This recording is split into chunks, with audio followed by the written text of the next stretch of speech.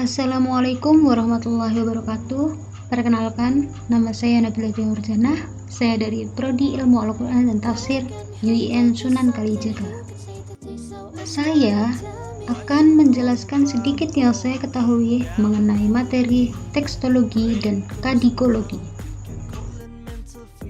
Sebelumnya, mari kita mengenal mengenai tekstologi.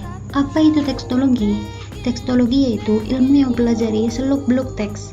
Teks apa yang dimaksud? Kandungan naskah yang bersifat abstrak dan hanya dapat dibayangkan.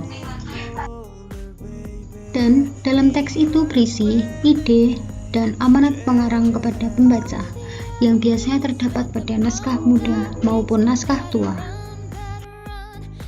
Selanjutnya yaitu 10 prinsip tekstologi.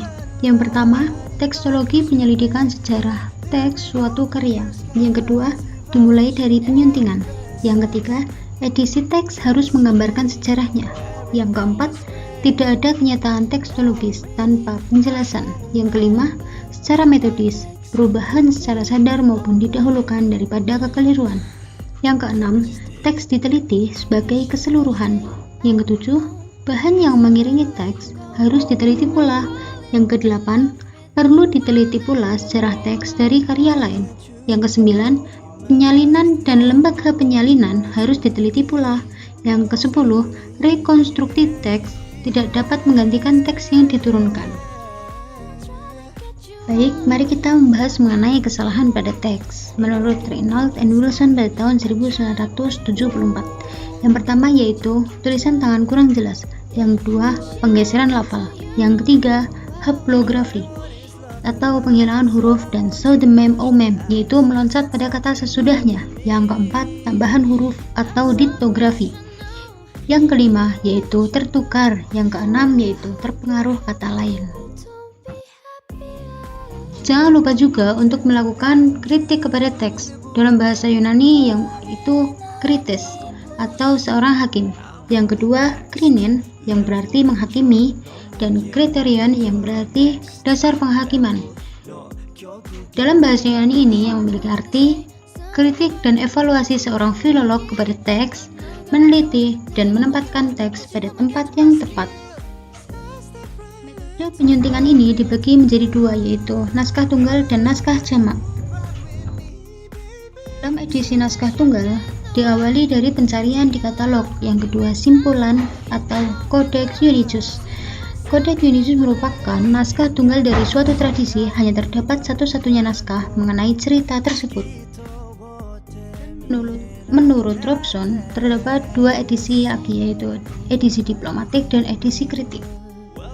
Edisi diplomatik ini menyajikan semurni mungkin seolah-olah seperti teks asli, memproduksi fotografis, yaitu difoto tanpa merubah keaslian teks tersebut.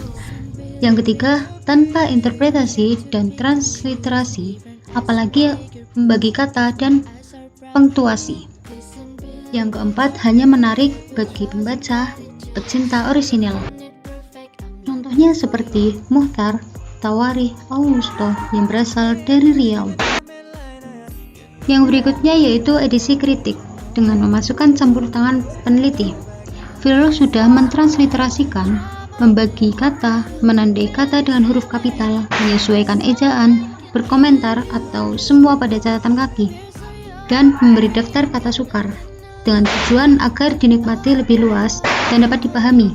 Filolog juga dapat menambahkan dengan membuat penafsiran sendiri. Yang kedua yaitu edisi naskah jamak. Edisi naskah jamak ini memiliki metode-metode, yaitu metode landasan dan metode gabungan. Metode landasan. Menurut tafsiran peneliti, naskah-naskah yang ditemukan berbeda nilai.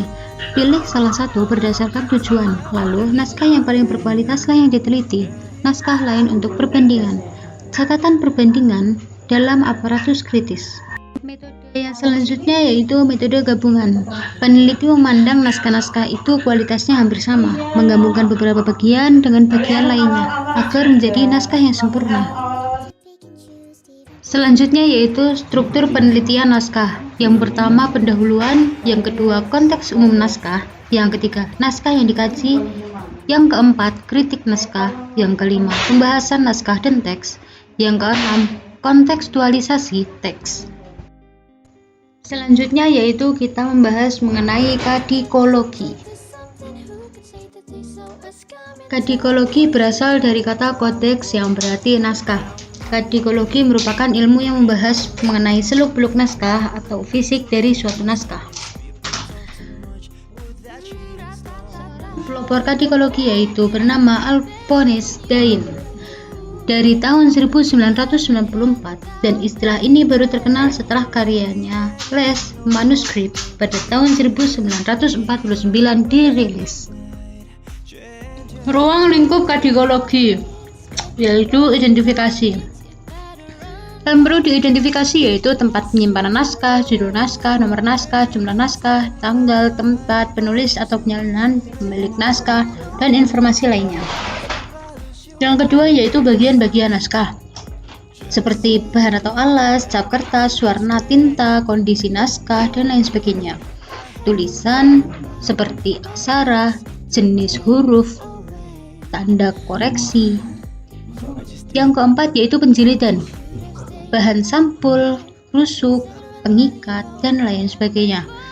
Yang kelima yaitu bagian naskah seperti riwayat naskah, kolofon, ciri-ciri kepemilikan naskah, cara memperoleh naskah, penggunaan lainnya, serta catatan lain yang menunjukkan umur atau sejarah naskah.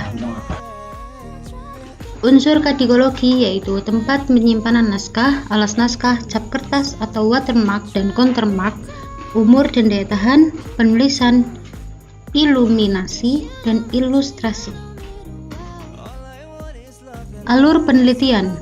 Yang pertama yaitu penentuan teks, yang kedua inventarisir teks, yang ketiga deskripsi naskah, yang keempat perbandingan naskah dan teks, yang kelima suntingan teks, yang keenam terjemahan teks, yang ketujuh analisis isi.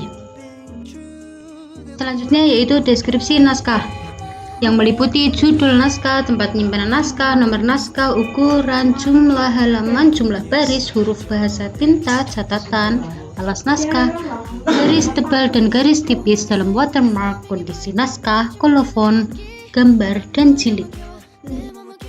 Fungsi deskripsi naskah yaitu mengidentifikasi jenis naskah, memperkirakan usia naskah, mengidentifikasi teks, dan menyusun katalog. Pentingnya belajar kadikologi yaitu dapat mengetahui tradisi dan aktivitas kepenulisan pada masa dahulu. Yang kedua, dapat mengetahui karakteristik suatu naskah. Yang ketiga, dapat mengetahui sejarah kebudayaan masyarakat. Terima kasih sudah menonton teman-teman. Wassalamualaikum warahmatullahi wabarakatuh.